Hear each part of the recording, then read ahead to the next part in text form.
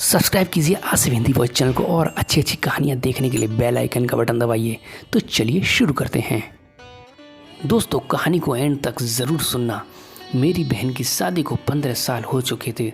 उसका ससुराल पड़ोस के गांव में था, लेकिन मैं अब तक कभी उसके घर नहीं गया था।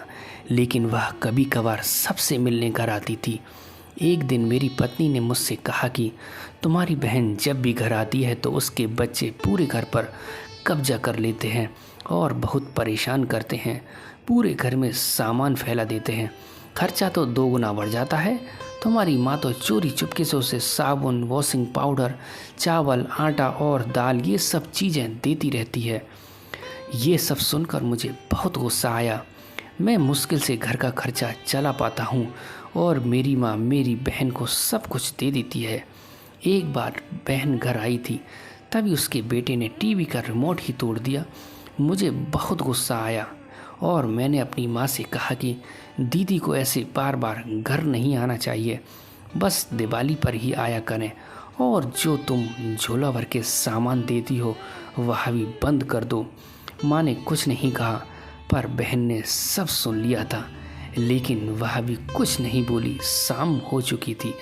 उसने अपने बेटे को तैयार किया और कहा, भैया मुझे बस स्टॉप तक छोड़ दो।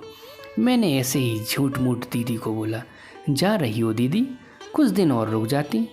उसने मुस्कुराते हुए कहा, अरे नहीं, बच्चों की छुट्टियां ख़त्म हो रही है, हमें जाना चाहिए अब। एक दिन हम दोनों भाइयों के बीच ज़मीन का बंटवारा होने वाला था। तभी दीदी भी आई थी, लेकिन मैंने उनसे सीधे कह दिया कि मैं अपने हिस्से से कुछ नहीं दूंगा। माँ ने कहा कि बेटी का भी अधिकार होता है, लेकिन मैंने उसे चिल्ला कर कहा कि मैं उसे कुछ नहीं दूंगा। दीदी सामने बैठी थी पर कुछ नहीं बोल रही थी। कुछ दिनों तक तो सही चला। फिर उसके बाद मेरे अलग होने के कुछ दिनों बाद मेरे बड़े बेटे को पैरालाइज की बीमारी हो गई। मेरे पास उसके इलाज के लिए बिल्कुल पैसे नहीं थे। मैं बहुत तनाव में था। ऐसे ही एक दिन मेरी बहन घर आई और मेरे पास बैठ गई। उसने अपना हाथ मेरे सिर पर फेरा और कहा कि तुम बहुत दुखी हो, मैं समझ सकती हूँ।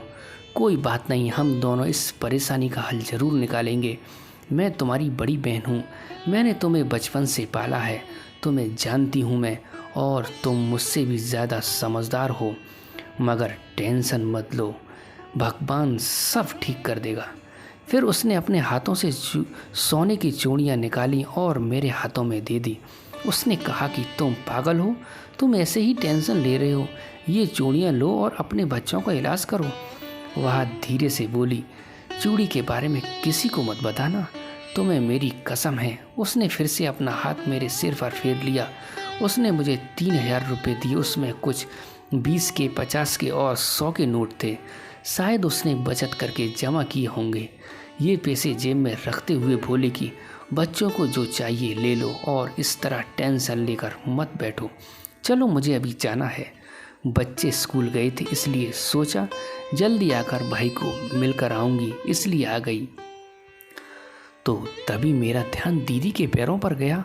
उसने टूटी हुई चप्पल पहन रखी थी और पुराना दुपट्टा पहन रखा था। वह जब भी घर आती थी उसके कंधे पर हमेशा वही दुपट्टा रहता था। बहुत जल्दबाजी में चली गई और मैं कुछ नहीं बोल पाया। हाथों में वह चूड़ियाँ लिए मैं ज़ोर ज़ोर से रो रहा था। हम भाई कितने मतलबी होते हैं ना, पल भर में बहन को पराया कर देते हैं और बहनें अपने भाई का जरा सा भी दर्द बर्दाश्त नहीं कर पाती। उसके घर में वह कई समस्याओं का सामना करती है जो मुझको उसने आज तक नहीं बताया। तो दोस्तों, इस कहानी से हमें ये सीख मिलती है, दोस्तों हमें थोड़ा समय देकर अपनी बहन से हाल चाल पूछना चाहिए। बस एक पल के लिए मुस्कुराएंगे उतना काफ़ी है। उन्हें हमसे और कुछ नहीं चाहिए होता है। ये सच है। किसी ने कहा है कि एक बहन दूसरी माँ होती है। तो दोस्तों और मेरी बहनों, आप सभी को हैप्पी रक्षाबंधन और अपनी फैमिली के साथ और परिवार के साथ मिलजुल कर रहिए। तो दोस्तों, वीडियो कैसी लगी, चैनल को सब्सक्राइब करें और वीडियो को अपनी बहनों के साथ और भाइयों के साथ वीडियो को ज़रूर शेयर करें। तो मिलते हैं इससे भी अगली अच्छी वीडियो में। गुड बाय दोस्तों।